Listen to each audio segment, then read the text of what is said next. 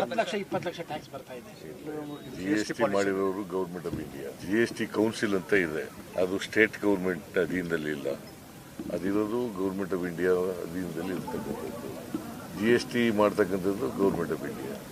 ನಾವೆಂಗೆ smart way state government ಇದೆ responsible. ಯಾಕೆ ಸಣ್ಣ ವ್ಯಾಪಾರಿಗಳಿಗೆ ಸಾಕಷ್ಟು ತೊಂದರೆಗಳಾಗ್ತಿದೆ ಸರ್. 10 ಲಕ್ಷ 20 ಲಕ್ಷ ಸಡನ್ ಆಗಿ ಸಿಕ್ಕಾಪಟ್ಟೆ ಬರ್ತಾ ಇದೆ. ಅವ್ರನ್ನ ಯುಪಿಐ ಬ್ಯಾನ್ ಅದನ್ನ ನಾವು ಗೌರ್ಮೆಂಟ್ ಆಫ್ ಇಂಡಿಯಾದ ಜೊತೆ ಮಾತಾಡ್ತೀವಿ.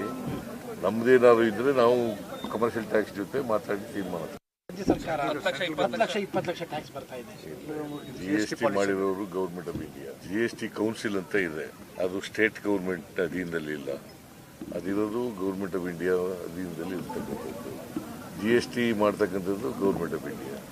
ನಾವೆಂಗೆ ಸ್ಮಾರ್ಟ್ ವೇ ಸ್ಟೇಟ್ ಗೌರ್ಮೆಂಟ್ ಇದೆ ರೆಸ್ಪಾನ್ಸಿಬಲ್. ಯಾಕೆ ಸಣ್ಣ ವ್ಯಾಪಾರಿಗಳಿಗೆ ಸಾಕಷ್ಟು ತೊಂದರೆಗಳಾಗ್ತಿದೆ ಸರ್. 10 ಲಕ್ಷ 20 ಲಕ್ಷ ಸಡನ್ ಆಗಿ ಸಿಕ್ಕಾಪಟ್ಟೆ ಬರ್ತಾ ಇದೆ.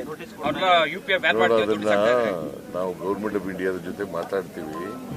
ನಮ್ದೇನಾದ್ರು ಇದ್ರೆ ನಾವು ಕಮರ್ಷಿಯಲ್ ಟ್ಯಾಕ್ಸ್ ಜೊತೆ. ಕ್ಲಿಯರ್ಲಿ ರಾಜ್ಯ ಸರ್ಕಾರ ದಾರಿ ತಪ್ಪಿಸೋ ಕೆಲಸಕ್ಕೆ ಮುಂದಾಗಿದೆ. ಯಾಕಂದ್ರೆ ಜಿಎಸ್ಟಿ ಈ ನೋಟಿಸ್ ಏನಿದೆ ಇದು ಕಮರ್ಷಿಯಲ್ ಟ್ಯಾಕ್ಸ್ ಅಂಡರ್ಗೆ ಬರುತ್ತೆ. ಕಮರ್ಷಿಯಲ್ ಟ್ಯಾಕ್ಸು ಫೈನಾನ್ಸ್ ಮಿನಿಸ್ಟ್ರಿ ಅಂಡರ್ಗೆ ಬರುತ್ತೆ. ರಾಜ್ಯದ ವಿತ್ತ ಖಾತೆಗೆ ಸಂಬಂಧಪಟ್ಟಂತೆ ಈ ಎಲ್ಲ ನೋಟಿಸು ಪ್ರಕ್ರಿಯೆಗಳಾಗೋದು. ರಾಜ್ಯದ ವಿತ್ತ ಸಚಿವರು ಯಾರು? ಸಿಎಂ ಸಿದ್ದರಾಮಯ್ಯ ಅವರು.